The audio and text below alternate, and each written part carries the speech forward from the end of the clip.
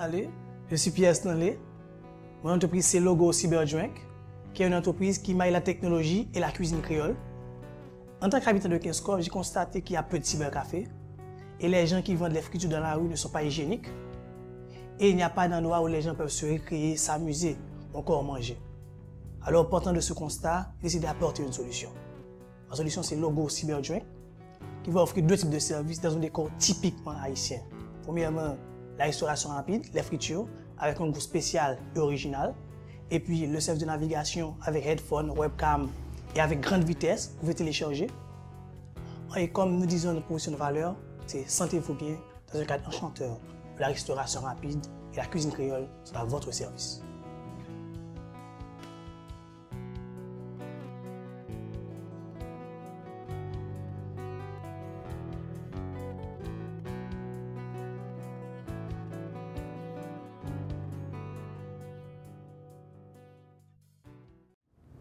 Due to its zero retail tax, attractive exchange rate, and authentic products, Hong Kong is a well-known shopping paradise.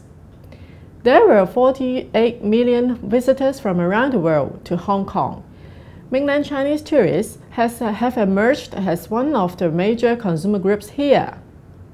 Last year, total sales in the beauty and personal care sector in Hong Kong were over 13 billion Hong Kong dollars.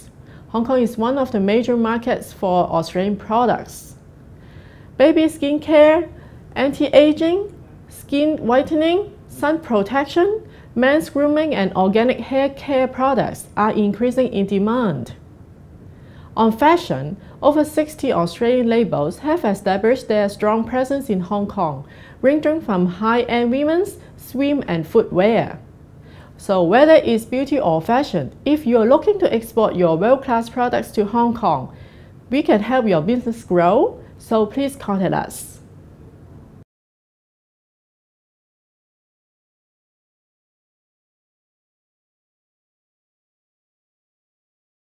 Hi there, this is Mehek, the founder of Mehek's Marketers, and today I'm going to be talking about some video tips, how you can improve your online business marketing skills with video, and how you can learn to promote your products and services using video marketing.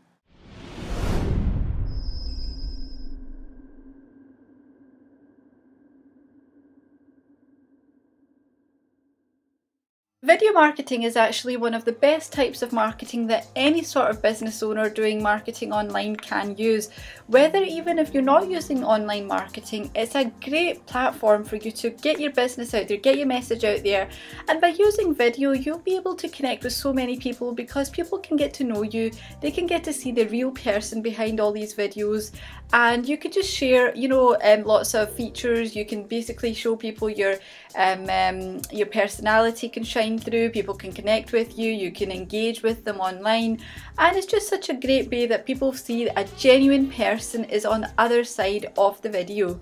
Now, lots of people are actually not utilising this fantastic opportunity available to them because with video marketing, you can put your video and upload it onto services like YouTube, Vimeo, Vidler. There's lots and lots of video platforms out there, but the #1 video marketing website is YouTube, and you really need to get in there so that you can sort of get your message out there, and basically you'll be competing with lots and lots of other companies, lots of other platforms, other video sharing websites.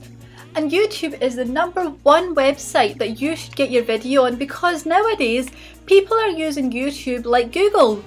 Google and YouTube are actually the same company. Did you know that?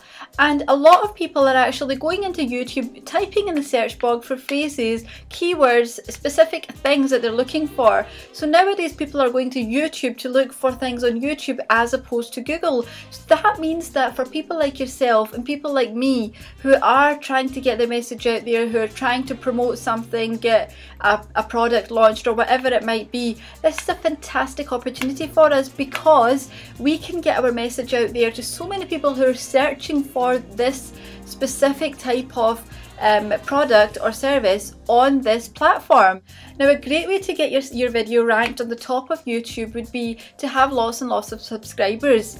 When YouTube sees that you've got a lot of subscribers, they see that people like this content, because YouTube don't actually go and watch each video, they just go by the stats. So if you have a lot of subscribers, a lot of people following you, and they're constantly watching your videos, they're engaging with you, leaving comments, whatever, then YouTube see that, and that will help you rank higher and higher in search results. Another little tip I would like to share with you is by having some background music to your videos, you can actually not only block out background noise, which a lot of video software can do for you, but by having some background music, it actually psychologically is proven that people will continue to watch all of your video. So when people watch all of your video, you will actually get a lot more people seeing your full message. Now, believe it or not, I know that people don't like to admit this, but with video marketing, you know, people do switch off. So by having some background music, it would actually help people engage, and it would just help them feel more at ease when watching your video, so they're more likely to watch the full thing.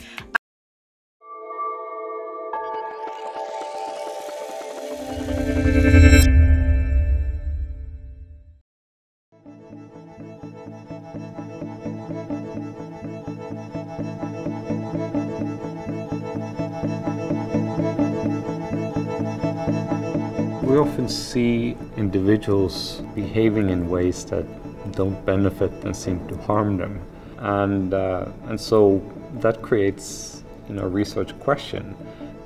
Now, as long as those are individual people, you might talk about fashion as an explanation. You might talk about, you know, them simply not having enough time to think about it, or maybe the stakes aren't high enough, and so you can explain it away. But then take this to firms and take it to strategies where the stakes are really high, or take it to important technologies where stakes are really high, and where they should be able to put their minds together and find the right solution.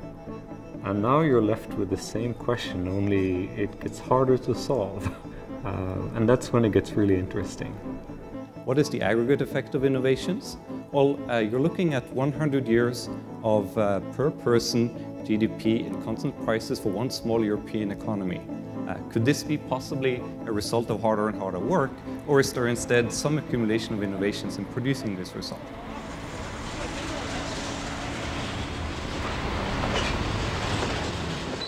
Highly beneficial innovation really doesn't spread as quickly as you might think. You know, before it gets to a good rate of adoption, more than a decade will pass. For example, once an innovation is created in some place in an industry, who will be the first ones to pick it up and to start using it, and who will start using it after that? This was the case of the large container ships that have revolutionized the container business. And so the innovation there is really just, it's the thing itself, and it's how you are going to use it in a market. And that appears to be enough to create doubts. Is it good or is it bad? You can prove that it's really good on the cost side, but there's still enough uncertainty that it holds back even very rational managers who are in competition with others. Innovations are uncertain because it's not clear how they function in practice, as opposed to in the lab. And this uncertainty means that what primarily drives the diffusion process is information from the current users of an innovation reaching potential users of the innovation. Information reduces uncertainty, uncertainty reduction produces adoption.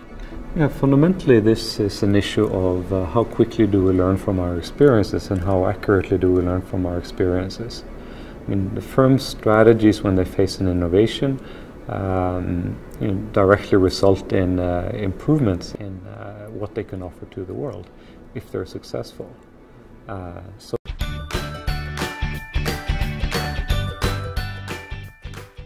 Hello and welcome to Bernadette TV, online TV to help you be the best you can be in your business and your life. And today our topic is Fresh Start, September.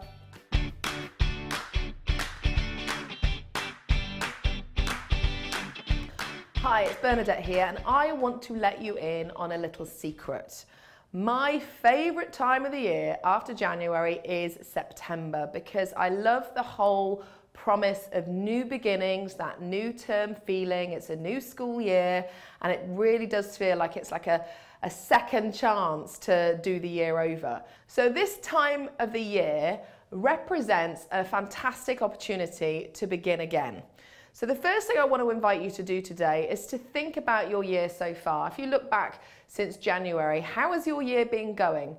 Have you been making the money that you wanted to make? Have you been working on the projects that you wanted to make? Have you launched some big, bold projects?